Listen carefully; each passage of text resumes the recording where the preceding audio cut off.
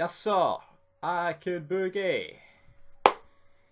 After that 0-0 draw. I mean, I say the England fans saying, oh, you can't celebrate a 0-0. I mean, we were the better team, right? But obviously, if anyone's going to celebrate, it will be us. Because for the simple fact is, all the talk about them beating us 6 or 7-0. Now, I had no faith because I simply thought Clark would not pick the team he did. But he did. You know, he fucking put Gilmore in, and it worked wonders. You know, I thought he would go with practically a similar team, but he didn't. And most importantly, the players that he didn't drop, like your Stephen O'Donnell's, you know, like even though I thought Hanley was good, you know, but O'Donnell, and Dykes, who missed a shit ton of chances. I mean, again, there was chances missed in the England game, but you know what? They performed, those players, but you know what? Like, I can almost accept that. I'm not saying I accept chances getting missed, but you know what? I see if the team gives 110, like they played their hearts out against England, right? No one was particularly awful. I mean, McTominay was a bit shaky in some parts in the first half, which I thought were really questionable, you know.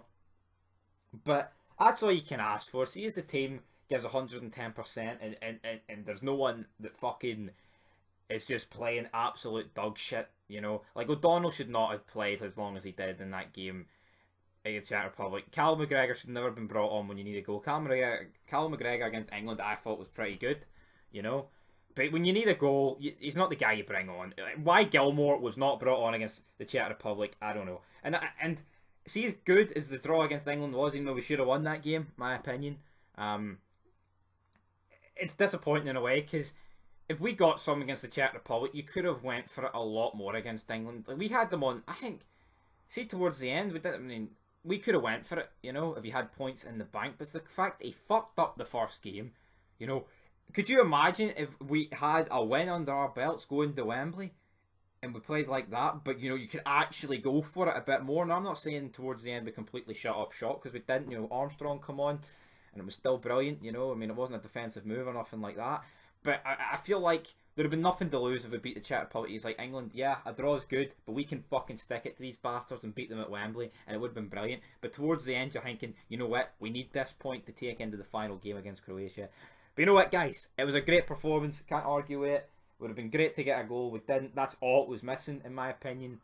And if they perform, you know, if they give it their all like they did against England, against Croatia, and even we don't go through, I can't really complain from the final two games of the tournament, because you know what, if you give it your all, you perform that way, but you still get beat like 1-0 or 2-1, for example. It's just the way football is, you know, a moment of brilliance for Perisic or Modric, you just got to accept it.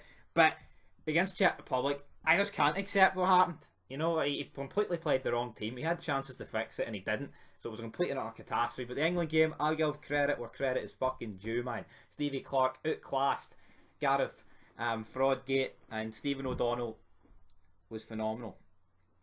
But we have to move on, and we have to move on to this Croatia game. It is winner takes all. Winner takes all. As Finney Mac said back in 2001 when it was the Alliance taker on the WWF, which I alluded to, and see the pre-match build-up for that England-Scotland game. It was phenomenal, man. McCoist on commentary said that as soon as his prep talk has got him ready to march on Carlisle. That was brilliant. I mean, Lee Dixon was pissed, but McCoist on it, I mean, more than enough than made up for it. And yeah, man, such a spectacle. Like, it was end to end in some degrees. I mean, it wasn't like there was chances galore, you know. And see what England created, like the Stones header and then the Mount chance in the first half. They didn't really have anything else clear cut apart from like the goalmouth scramble at the end of the game. They were all our own errors. McTominay gave away the ball, which enabled Mount to have that shot, you know. The one with Stones, how is no one marking him? I don't know. And then towards the end, it's a goalmouth scramble, and then Armstrong tries to dribble it out and gives it away. And we all know what happened the last time Stuart Armstrong gave the ball away against England. He fucked up a 2-1 win, you know. And that's the bottom line. We could have done with someone a bit more clinical up front, you know. But that's just the way the cookie crumbles, you know. If Lee Griffiths could actually get his act together, you know, and not just job out and be a waster, he could have very easily been fit for this tournament and could have been clinical, could have been the guy that we needed up front, could have got a goal here, you know, because I think on his day, fully fit, he is a good player. There is no undeniably about that. I mean, those two free kicks against England, you know. But the guys let himself go, and he's a waster. Very easily could have made it into this squad. You know, the fact McBurney was going to make it into this squad, but he got injured, just sums up. I mean, if you can't get in ahead of him and you're a striker, what the fuck are you doing, big man? But yes, we are here against Croatia. I think this game suits us. It's winner takes all. They need the win. We need the win. No one will play for a draw.